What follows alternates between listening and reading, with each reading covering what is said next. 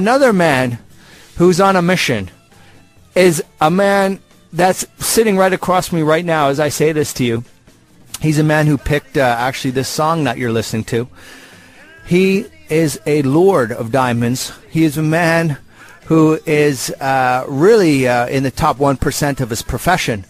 This is Peter Meeus, the chairman of the Dubai Diamond Exchange. Peter, welcome to Ion Careers. Thank you, Shane. It's a real pleasure to have you here with us, and I think it's amazing what you guys have done. When you actually look at the numbers, in 2005, you were trading 10 billion US dollars with diamonds. Today, you're doing over 40 billion. That's like a 400% increase. That's unbelievable. Indeed. And you're the mastermind behind it. Well, I don't think I'm the mastermind behind it. The mastermind are the rulers of Dubai, because what you didn't say, but what is also true, is that 10, 12 years ago, there were no diamonds in Dubai. Dubai was not even on the map. There were no diamonds traded here. When and how long ago? 10, 12 years ago. Only 12 years ago, yes. There were no diamonds traded. No. Today, we're doing over $40 billion worth of trade. That is amazing. Today, we are actually in the top 3 in the world. Top 3 in the world. Distribution center.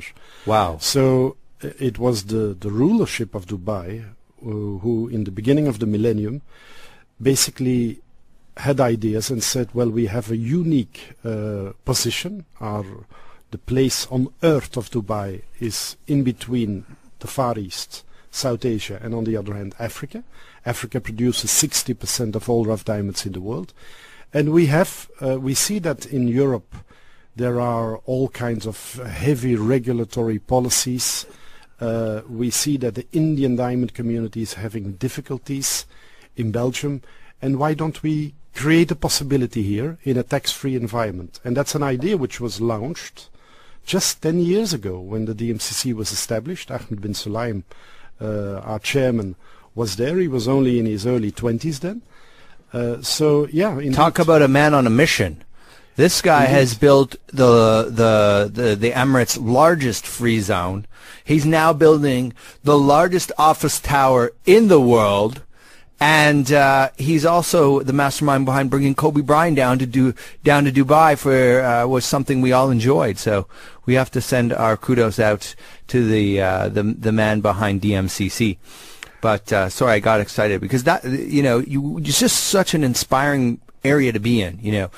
Look at what just you've done within your segment, but that whole DMCC area, so this is a huge success. It's like non-stop everywhere you look. I'll tell you a story, Shane. Ahmed, actually, I was in Belgium, the CEO of the umbrella organization of the diamond business, and Antwerp actually has been the center of the diamond world for 500 years. So Ahmed came, I didn't know him then, but he came to spy on us in the millennium. He came to spy? Come on, I don't think so. No, it's true. He came to watch what we were doing. I don't think he'd be a very good spy. You can spot this guy a mile away. I'm sure he didn't blend in Belgium. He was much younger then. So he came to us together with a few others, and they watched what we were doing. And I remember the chairman of our board then, when we had received them, that was in 2001, 2002, he said after they came, they said, these guys, what do they think? They think they can make in a few years what we have been doing for 500 years. It's ridiculous. It took you half a century in Belgium to get to the top of this list. Yes. So it sounds insane and illogical that someone could do it in a decade. Yeah, actually, it's almost unbelievable.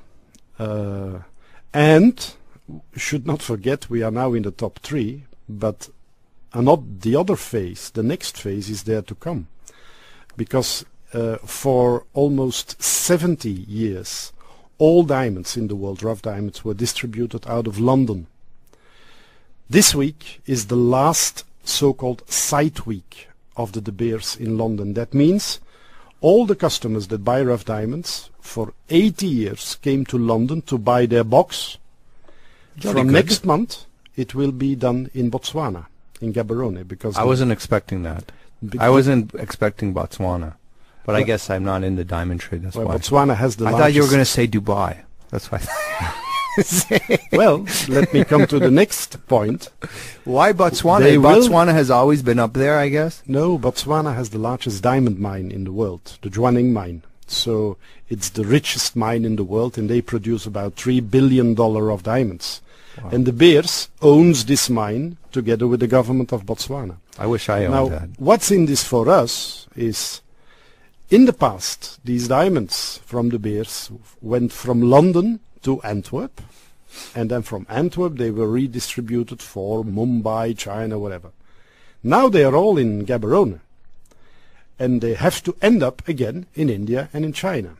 And all market watchers expect that these diamonds will rather come to Dubai, which is logistically very well placed. There are so many flights, Emirates, Etihad.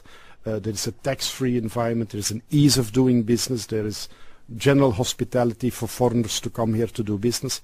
All these things which are not there anymore in Europe, where it's basically totally degrading with regard to business friendliness. Ouch! Totally degrading. I mean, that's is it that bad? It's eroding. I think it is very bad. English is not my mother language, so maybe the word degrading is not correct, but eroding is a bit... Eroding depending on how you see it. But eroding is too soft. No, eroding is too soft. No, we see basically every day people moving out of Europe, establishing their businesses here. So I truly believe that Europe is going through a new socialist wave like the ones we had in the 60s and 70s, where they basically want to take people's money, want to tax people phenomenally high, and it's not getting better. It's getting worse. Look to France, actually Belgium. Germany is an exception. Look at the southern part of Europe. So, no, people are running away. The Germans are going to keep it together, though. I think the Germans will pull through. But let's because getting into some choppy waters here. But so the diamond trade, you're saying you're giving us the evolution here. People were going to London, now they're going to Botswana. Now it's up in the air as Dubai wrestles its way into for the podium spot. Yes. Well, we are already on the podium. But, of course, Mumbai and India, with their very low labor costs, they are the manufacturing center of the world. And we cannot compete in polishing diamonds because the labor cost here in Dubai is much higher. But as a trading center, we have facilities, we have an ease of doing business which you do not find in India, which still is extremely bureaucratic in many ways. So I think we have all the facilities we need.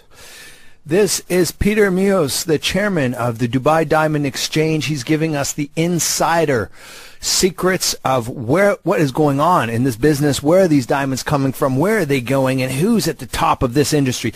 Stay with us for we're going to be hearing his secrets to success as he climbed one of the most glamorous industries in the world. Welcome back to Eye on Careers. I am here with the Lord of Diamonds, Peter Meeus, the chairman of the Dubai Diamond Exchange. Peter, welcome back to Eye on Careers. Thank you, Shane. It's great to have you. It's really interesting. You're telling us how, the diamonds have shifted, and part of, I guess, the challenge that Europe's having in the economy is also showing up in the diamond trade as this business starts to slowly shift to the east into the favor of the United Arab Emirates. Indeed. If you look at the position of Europe, for example, with regard to the consumption of diamonds, it's actually an amazing fact that in the distribution charts of De Beers, Europe isn't even mentioned anymore as a separate entity. It's part of rest of the world. So the number one consumer is, of course, the United States. United States of America. Obviously, who still consume close to 45% of all polished diamonds in the world, which is enormous. It's going down, but they're still the number one. I thought they just consume 45% of everything. Just diamonds, food, everything, no? Yeah, you know that an interesting fact on diamonds is the Americans actually buy a lot of diamonds, but they buy the cheaper quality diamonds. Ooh! So they buy spotted diamonds. But they bigger. buy diamonds with an inclusion. So Americans like big diamonds, but there can be a big black spot in it. Very strange. When you compare it, for example, with China and Japan, they cannot stand any imperfection in a diamond. So they really go for the absolute diamond without any inclusion. And America is completely the contrary. It's supersized. They like to supersize everything. Indeed. Which is good. I mean, in some respects. But I wouldn't even notice the spot in the diamond. I mean, I think. Well, you need a microscope for that. You need a microscope. So, I think that's what it is. When they're at the dinner table, you've got your bling on. Well,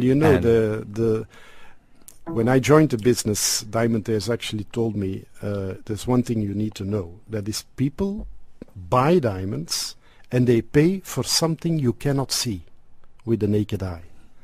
So up to a certain grade, a VS1 for example, which means very small inclusion 1, that's something you cannot see with the naked eye.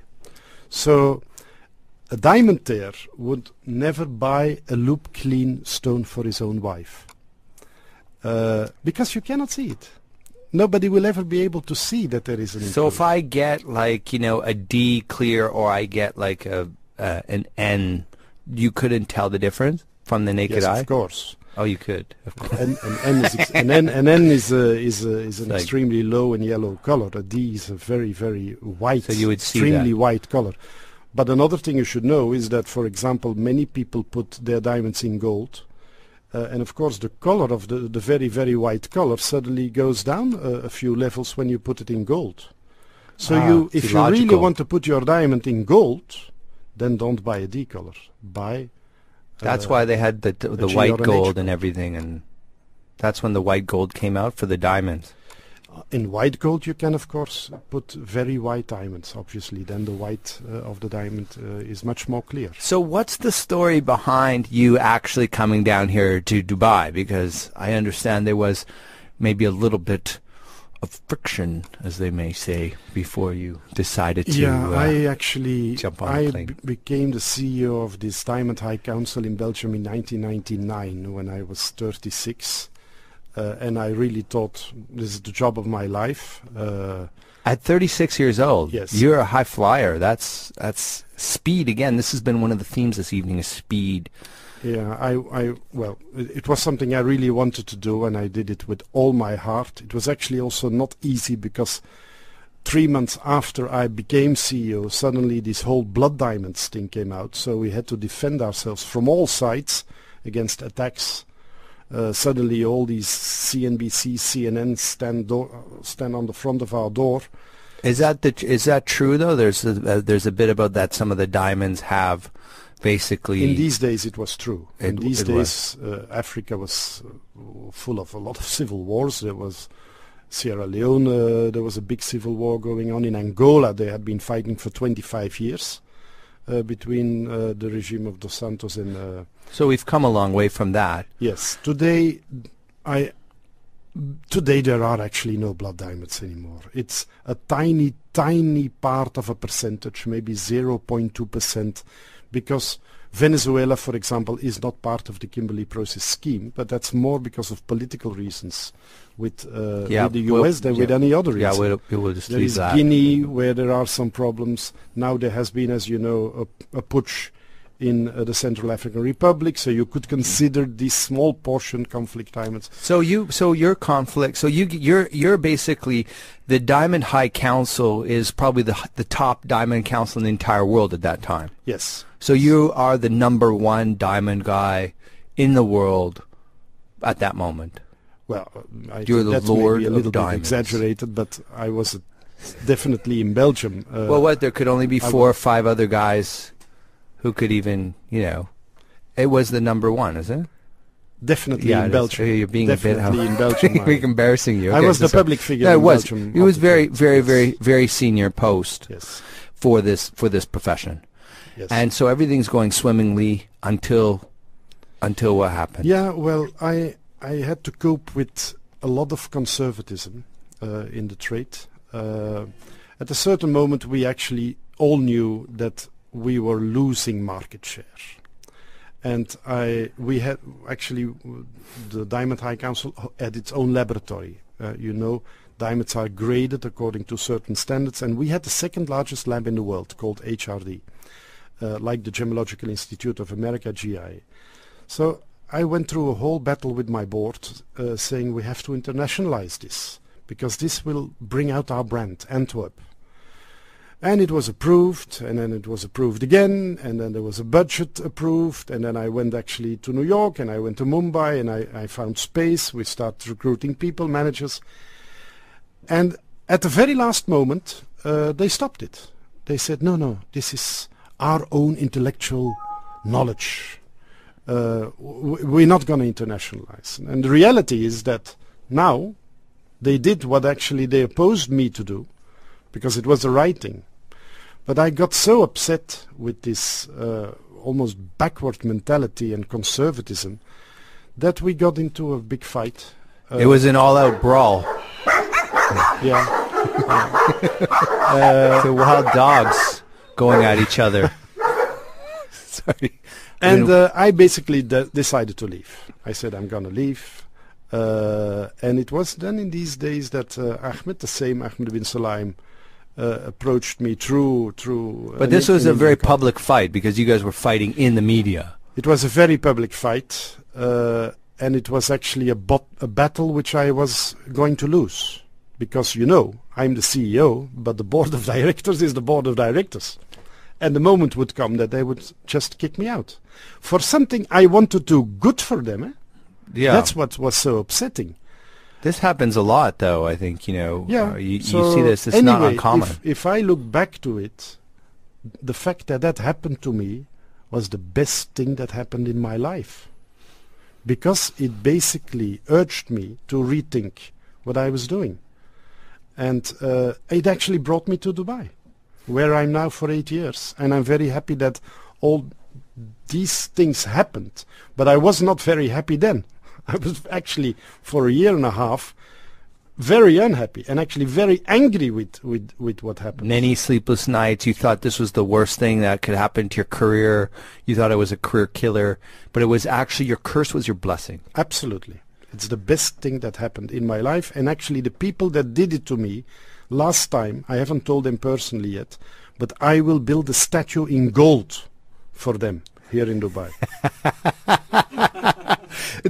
They have crafted their own worst adversary. Absolutely. And were the fuel that drove your rocket ascent 400% growth here in Dubai. So that's fantastic. Yes, indeed. If you're out there and you're feeling a tough time in your career, you've been fired or things have turned against you, this could be your greatest gift. God's giving you the gift of desperation. He's giving you the fires that will forge your metal. And that's actually how you make a samurai sword. I don't know if you know how you make a samurai sword. You take the metal and you have to melt it and pound it and fold it and pound out the impurities until after you do that for days, then you have the strongest sword that's ready for battle. So they forge your metal during this time. And so now what are your key philosophies? I mean, obviously, you've managed huge staffs. You manage a global business. You manage a complicated business with a very challenging supply chain. What are some of your North Stars or guiding business philosophies that help drive that growth? My personal philosophy in everything I did in my life is that you have to do what you are good in. So when you're young, the first thing you have to analyze is, what am I good in? You don't have to try to be good in everything. You do not have to develop 100 skills. Every man has some skills in which he's better than someone else, and you have to focus on these skills. And the second step is that when you're good in something, generally you also like to do it. So that's already a second thing. You're good in it, and then you like to do it. And what normally follows when you do that is that you also make money with it, and normally good money. So that are the three things which I think which lead to success. First, focus really on what you are really good in, and don't develop 700 skills. You don't need all these skills. And so you think the well-rounded executive, this is garbage. This is something of the past. Now you want to be focused in one area, build a spiky skill set that's focused on a niche specialization. Yeah, I think that's the future, because well, the world has become too complex to be a master in everything. So it's the best business model is to assemble masters in their own field and to bring them together. The assembly of masters. This is Peter Meeus, the chairman of Dubai Diamond Exchange, a man who's delivered 400% growth to one of the most exciting free zones I think we've seen. It's the largest free zone, and a free zone that will be building the world's largest office tower. I love the ambition. I love the spirit. We're going to have a few more of the secrets to success in just a minute. Hello and welcome back to Eye on Careers. This is your host, Shane Phillips, and we are here with the Lord of Diamonds, Peter Meeus, chairman of the Dubai Diamond Exchange. Peter, welcome back to Eye on Careers. Thank you, Shane. Why did you pick this song, The Hurricane? Are we allowed to ask you that, or are we getting too personal? I have always been very sensitive for things like injustice. And Bob Dylan, when he wrote that song, I think it's 1976. This is The Hurricane by Bob Dylan, for those of you who It's a story about Reuben Carter, a guy who was put in jail, convicted of murder. And actually, this Bob Dylan, he made the song, and it took almost more than 20 years before they released the guy. So they acknowledged that there wasn't any proof. But it's a song which I've probably heard 1,000 times, but each time I hear it, it actually, I get emotional from it, because it's so wrong that these things happen. The sense of justice, sense of purpose, I think that's so important to have in your work as well, a sense of purpose, a sense of identity. Yes. What is your prediction on what's going to happen now with the diamond market moving forward? Well, the most important evolutions will happen on the, there are two types of diamonds. There is polished diamond, which is the finished product, and there's rough diamond, that's what they take out of the ground. In the polished diamond business, it's obvious that there is the rise of China and India. China and India together, probably by 2025, will take over the #1 position of the United States. China and India together. Yes, China and That's India not really together. fair, though. That's like 2 billion people against 350. Well, it's only So you're saying 10 like, years. yeah, but you just can't group them together and say, oh, they're going to beat the U.S. It has to be like one or the other. It's like, if we start grouping everybody together, maybe Canada, Latin America, Africa, Russia, Europe. In 10 years, they're going to be bigger than the U.S. as a market. But the Americans are still huge. Yes, but the U.S. in diamond consumption, according to a study of Bain, which is the #1 consultant in that kind of business. In diamonds? They're the #1 diamond consultant. Yes, Bain is that's the #1. Their studies are actually very well regarded. By 2030, America will stand for a little bit above 30% of worldwide diamond consumption. Let's not forget that it was 55% just 10 years ago. So it's almost getting half. It's still, of course, very important. It's almost 1/3. But with the increasing wealth of the middle classes in India and China, they will become small Americas themselves. Right. That's one very important trend. The second trend is that Europe will shrink further. As I mentioned before, today they are already not mentioned as a separate entity anymore. Can you imagine that a continent like Europe in statistics is mentioned under rest of the world and not as a separate continent anymore? So they are under rest of the world. So that's a second big evolution. On the rough diamond side, there is the Africans clearly are taking their own positions now. They feel colonized first by Europe and then afterwards by diamond groups, and they want to have more control over their own production. So Angola is a very big producer. Zimbabwe is bound to become an extremely big producer. South Africa has declined a little bit. I know that everybody always thinks that all the diamonds come from South Africa, but that percentage is fairly small. But in total, Africa takes today more than 60% of the world diamond production, and that's going to increase. Who takes 60%? 60% of all the rough diamonds found in the world come from Africa. Wow, that's huge. Yes. And then if you would add to that the Russian production, which Russia is becoming the #1 producer, Alrosa, which is a state-owned entity, then we are almost talking about 85%. Russia and Africa together. Is 85% just the two of them together? Yes. Wow, Yes. that is pretty much something. Canadians have they have some diamond exploration. There is, but it's not big quantities. And then the other big producer is Australia, where you had the Argyle mine, but the Argyle mine is running out of diamonds by 2030. Oh, so that's the end of that. Yes. So, so your prediction is pretty much in line with what we're seeing from most of the economic trends, that we're just basically shifting east, and that consumption is going to continue to grow in China and India. Yes. So whether it's diamonds or pretty much all industries, we're seeing the similar trends. Yes. Our focus in the DMCC and in the Dubai Diamond Exchange is on Africa, because we know it's there the product comes from. And we just have to make sure that one way or another it finds its way over Dubai to other places. That's our job, and we're doing it pretty well. And so you've now grown by 400% since 2005. What's your prediction for the growth we're going to see? We're at 40 billion now. What's your growth for the DMCC and the Dubai Diamond business there? Well, it's difficult to predict. This year is a very, very important year because of this shift of the bears. So we will know in about 12 months from now what exactly will happen.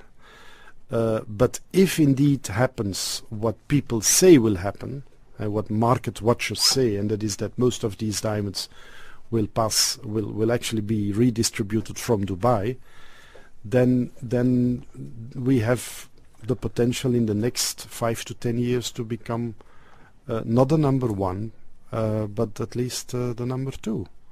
Mumbai, where all the diamonds are actually cut, and Surat, which is also the main polishing place, is also extremely huge. But again, then in India there are a lot of politics, and sometimes they raise taxes and then they abolish taxes again. So all this is in our advantage here. Who's #1 right now? The biggest center in the world is Mumbai. Nobody can deny that.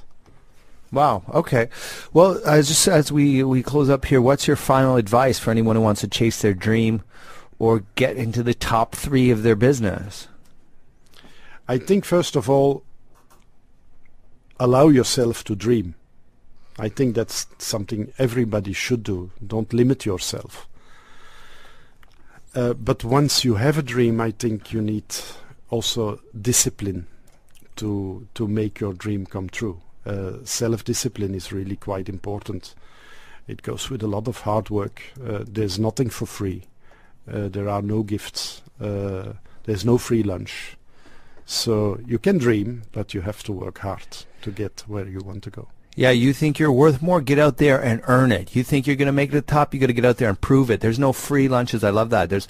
People don't realize how hard you have to work to get up there. But if you do, I mean, if this other guy at the beginning of the show, he broke his leg on the side of the mountain and crawled for 5 miles. That's some determination. That's tenacity.